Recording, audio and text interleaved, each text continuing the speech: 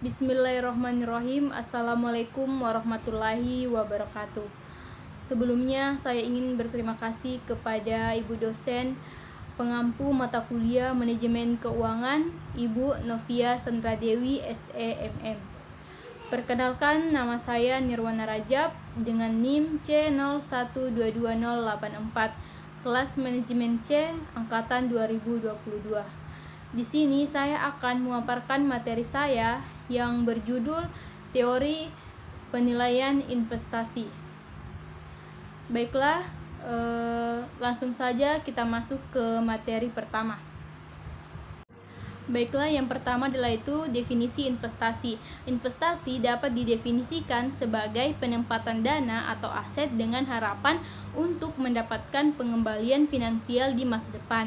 Tujuan utama dari investasi adalah untuk meningkatkan nilai kekayaan atau memperoleh keuntungan melalui pertumbuhan nilai aset, dividen, atau keduanya. Nah, investasi dapat melibatkan berbagai instrumen keuangan seperti saham, obligasi, properti, dan instrumen lainnya, dan seringkali melibatkan penilaian risiko dan pengelolaan portofolio untuk mencapai tujuan finansial yang diinginkan. Baiklah, yang kedua itu pentingnya penilaian investasi. Yang pertama adalah pengambilan keputusan yang informatif. Penilaian investasi memberikan data dan analisis yang mendalam untuk mendukung pengambilan keputusan yang baik dalam alokasi dana. Yang kedua itu adalah optimasi pengembalian investasi. Membantu mengidentifikasi proyek investasi yang dapat memberikan pengembalian optimal sesuai dengan tujuan dan risiko yang dapat diterima. Nah, yang ketiga itu manajemen risiko yang efektif. Nah, penilaian investasi memungkinkan pengenalan dan evaluasi risiko potensial yang memungkinkan perusahaan mengambil langkah-langkah mitigasi yang tepat. Yang keempat itu diversifikasi portofolio. Melalui penilaian investasi, investor dapat mengidentifikasi peluang diversifikasi yang dapat mengurangi risiko dan meningkatkan stabilitas portofolio. Nah, yang kelima itu adalah peningkatan nilai perusahaan. Investasi yang terukur dan dipertimbangkan dapat meningkatkan nilai perusahaan melalui pertumbuhan pendapatan, efisiensi operasional, dan inovasi. Nah, yang keenam itu penilaian kinerja keuangan. Memungkinkan evaluasi kinerja keuangan perusahaan atau proyek investasi, memberikan wawasan tentang keberlanjutan dan pertumbuhan. Nah, yang ketujuh itu penyediaan informasi untuk pihak eksternal.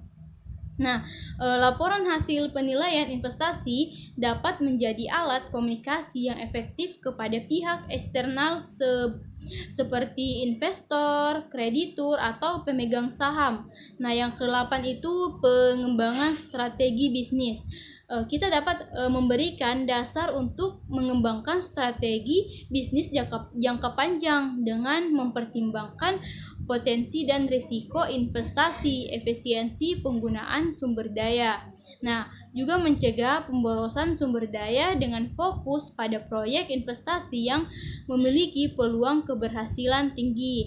Yang kesembilan itu peningkatan daya saing. Perusahaan yang mampu melakukan penilaian investasi dengan baik dapat menjadi lebih kompetitif dengan mengidentifikasi peluang pertumbuhan dan mengurangi risiko tidak perlu. Penilaian investasi merupakan elemen kunci dalam manajemen keuangan yang memberikan fondasi bagi pertumbuhan dan keberlanjutan perusahaan serta membantu individu dalam mencapai tujuan keuangan mereka secara efektif.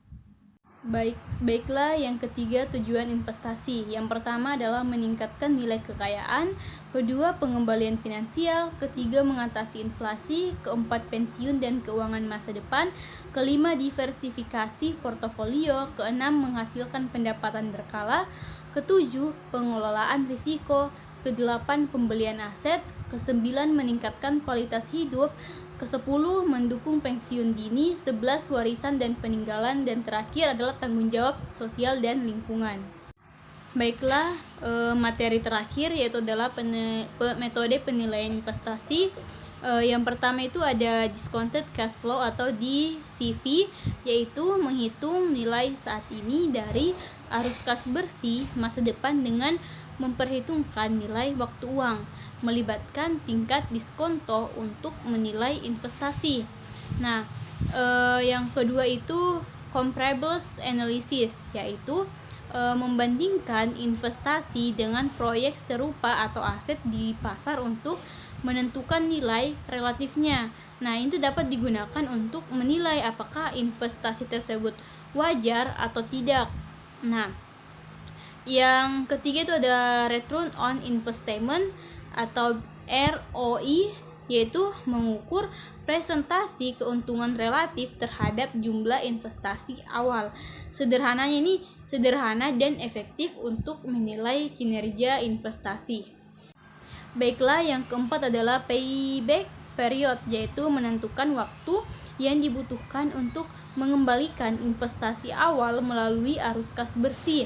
Sederhana dan memberikan gambaran kecepatan pengembalian investasi. Nah, yang kelima ada net present value, yaitu NPV, yaitu mengukur nilai saat ini dari arus kas bersih masa depan setelah dikurangi biaya modal. Investasi dianggap layak jika NPV-nya itu positif. Nah, yang keenam ada internal rate of return atau IRR, yaitu menentukan tingkat suku bunga yang membuat NPV sama dengan 0, menilai tingkat pengembalian investasi yang diharapkan.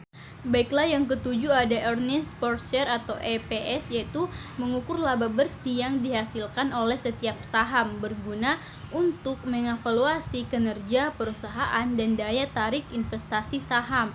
Nah, yang kedelapan ada price to earnings ratio atau PE ratio, yaitu membandingkan harga saham dengan laba bersih per saham, memberikan indikasi beberapa mahal atau murah saham tersebut.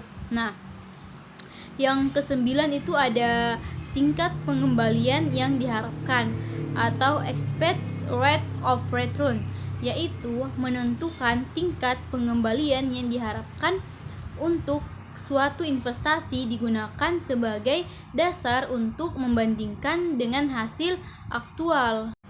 Baiklah, yang terakhir metode perbandingan pasar, yaitu melibatkan analisis terhadap data pasar untuk menentukan nilai properti atau aset tertentu. Umumnya digunakan untuk penilaian properti atau real estate. Nah, setiap metode ini tuh memiliki kelebihan dan kelemahan masing-masing, dan pemilihannya itu tergantung pada jenis investasi, tujuan, dan konteks spesifik. Nah, kombinasi beberapa metode seringkali itu memberikan gambaran yang lebih lengkap. Baiklah, itulah tadi hasil pemaparan materi saya. Sekian dan terima kasih. Wassalamualaikum warahmatullahi wabarakatuh.